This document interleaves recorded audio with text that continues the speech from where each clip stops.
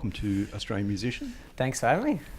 I wanted to go way back before we talk about what you're doing now and the Melbourne Guitar Show. Yep. What were some of the albums that were important to you growing up? Oh, geez. There's a lot of really important albums to me, but one in particular is B.B. King, Live at the Regal. That was my first proper blues album that I bought. It was a full-on vinyl. It was like the first proper record I ever bought, actually. And then I think the first ever CD I bought was Iggy Pop, like a nude and rude, like a compilation thing or something. But yeah, I've had quite a broad range of music in my upbringing, but I've really enjoyed blues music at the moment. Yeah. Tell me about your first guitar, when you got it and what it was. First guitar. Well, my first very acoustic guitar was one of those Valencias or some little one, and then I got a full-size acoustic Greg Bennett. But my first proper electric guitar, what I really connected with, was by a company called Vintage. So Wilkinson do all the parts. They make them for like those old guitars and all of that. But it was a white, creamy vintage SG, and I've later put a Bigsby on it and messed around with it. But that's an awesome guitar. I really love it. I still got it to this day, and yeah, it's really cool. And guitar heroes growing up? B.B. King again, but the blues guys are Albert King, Albert Collins, Buddy Guy. Like, we keep going, and then we get into more funky stuff, and yeah, all sorts of people. But, so, what was it about those original blues guys and their guitar playing that you liked? Well, B.B. King in particular, he has so much character. And I just think when they make it so simple, yet to the point, it's like they get the message across, but without little effort, and it just leaving the space is really important. And yeah, love the character. Who are some of the local guys that have sort of mentored you and given you advice and helped you out along the way? Yeah, well, definitely Lloyd Spiegel's been a huge influence and help with me, especially in the business side. Andrea Marr's been a massive help for me vocally. I still do singing lessons with her every Tuesday. Jeff Atchison, he's done plenty of lessons and had me do some supports for him and all of that. So I could go on for ages. There's so many people who've been just incredible helps. So I have to say thank you so much to all the blues world out there for helping me. So yeah. Let's talk about the Melbourne Guitar Show. Yeah. You've been quite a regular. Yeah, every year, well, that I've known about it. What is it that you like about the Guitar Show? Well, geez, there's so many things.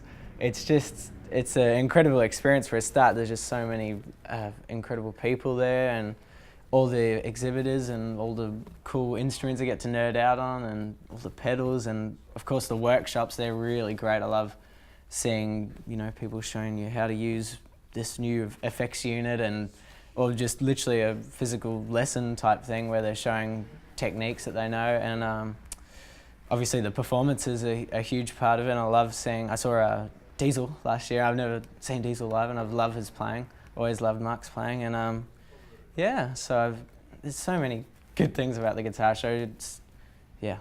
Definitely don't miss it.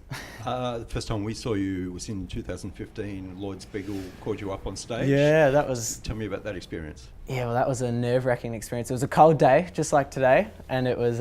We were outdoors on that big stage, and that was pretty nerve-wracking. I think I was about. How old was I? You said, I think, 15. 13, 15, 14, around that time. Yeah. But I was very nervous for that one. And I've got up with Lloyd before then, but the whole audience was guitar players, so I felt like, oh, they're all watching me. But no, that was a very special experience for me, because I, got to go on such a big stage and with Lloyd, and yeah, so thanks for the opportunity. Then last year you were in the Big Jam. Yeah, that was cool. That must have been pretty cool as well. It was very cool. Getting to play to a big audience like that, and with such legends on stage. We have Jack Jones, we had James Ryan, Brett Garsed, Shannon, Bourne. It's like, oh, geez. And the band was so tight too. But yeah. Amazing. This year you'll be doing a similar thing, I think. Yeah, jamming absolutely. with people again. What do you learn from sessions like that?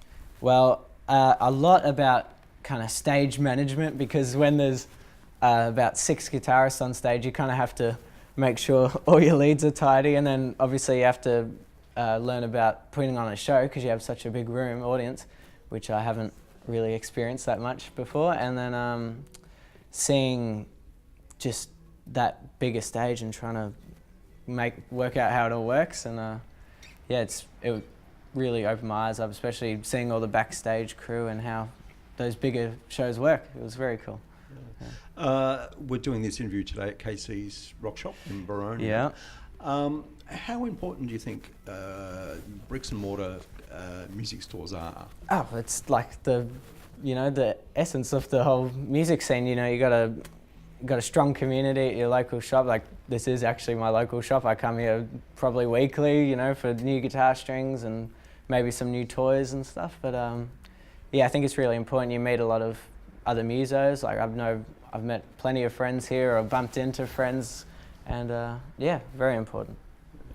One of the things you've done a few times now was travel to Memphis. Yeah, yep. The International Blues Challenge. That's it. Yeah. Tell me how that first happened and about your experiences. Yeah, well, I've been the past 3 years, 2017, 2018, 2019 now. So it's every January. It's the International Blues Challenge in Memphis, Tennessee, put on by the wonderful Blues Foundation. And basically all came together with the first year, and John German, who was the president of the Melbourne Blues Appreciation Society that year, he said, hey, we'd love to get you involved in this Memphis thing. And it was the first time they'd ever sent a youth act to Memphis.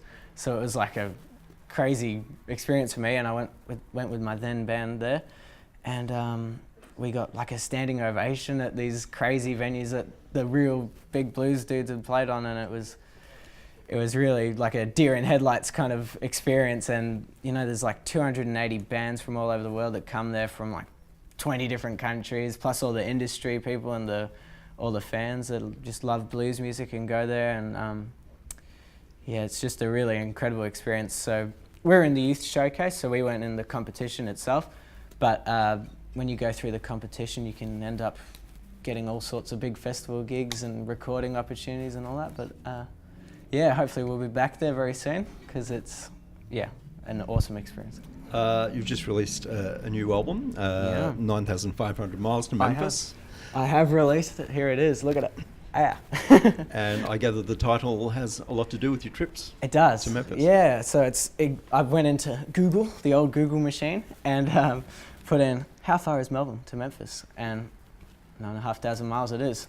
And basically, it's a solo album full of just inspirations to me in the blues world. So it's got old B.B. King tunes on there, Albert Collins, some Louis Jordan, Albert King, all sorts of things. But it's a 9-track thing, just me solo with an electric guitar, a stomp box, and I'm singing. And we just recorded it over a couple of days in my friend Brian Baker's studio up in the Bakery, Tacoma.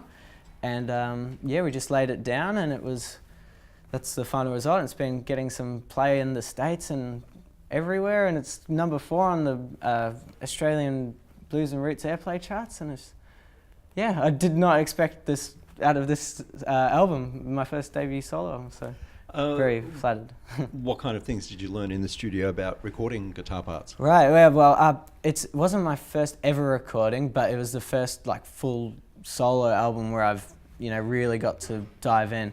We did a few little overdubs, but most of it was live. But I learned a lot about tone while I was in there, because I really needed to fix up a few things. And yeah, it's interesting how where you can place the mics, and just different ways you can set up, your gain structure and all of that, so you can get the right amount of breakup. And Brian was really good with a lot of his recording software, and I learned a lot about how to record with that, because I've recorded a couple friends before, but not with that great detail on those programs. But yeah, it was really great experience. And how can people get the album? You can contact me directly through Facebook, or my email is charliebedfordmusic@gmail.com, and be happy to post you one out. Yeah, that's it. Let's talk about a subject dear to your heart, gear. Yeah, gear.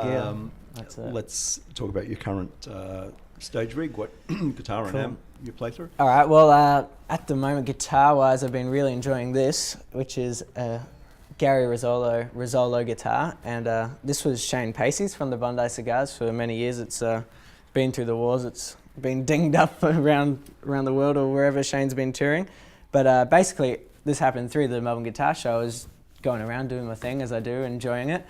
And I met Gary, went to his stall at Risola Guitars, and he saw me play later the next day at the Triple M, the jam up there. And he said, "Hey, you're left-handed. I've got this old left-handed guitar that's sitting in my cupboard because Shane got a new one made."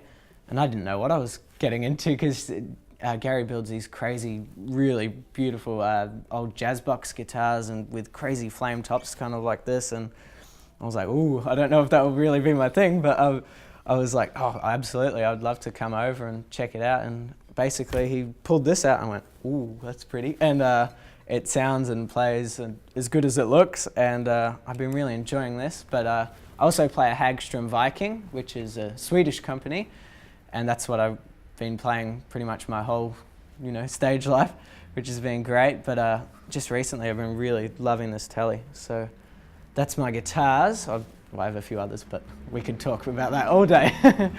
But amp-wise, I've been using a Fender Hot Rod Deluxe, just a very, run-of-the-mill. Everyone's got one. They're everywhere, so I don't have to worry about, trying to get my tone overseas or anything. That's the reason why I bought it. I actually bought it from KC's here. And so that's what I use there. And then I've got quite a few pedals, but one of the main pedals I really like to use is the cheapest pedal I own, and it's a Joyo American Sound, and it's basically just a drive, and it has a 3-band EQ, so treble, middle, bass, and it's got this voice knob, so you can get like a more silver blackface type clean Fender amp, or you can turn it to the right and you get more of a tweed kind of breaking up dirty tone. But I love tremolos, delays, some envelope filter, like everything. I like a lot of different pedals, but that's kind of what I've been using. Apart from the Melbourne Guitar Show, what else have you got coming up for the rest of this year? Yeah, well, I've got lots. I've been doing solo gigs all the time, playing around the city and up in the hills and everywhere I can. I've got a couple shows interstate, which will be great, as well as some festivals, the Bendigo Blues and Roots Music Festival. We got Marysville Jazz and Blues is coming up, Echuca Winter Blues Festival is coming up. I'm actually in the studio next week with a good drummer friend of mine, and we'll be recording an original EP, which will be great fun, up at Rangemaster with David Carr. But we've got lots going on, and we'll just keep going on the journey and see what happens. Yeah. Charlie Bedford, thanks for your time. Thanks, Greg. Appreciate it.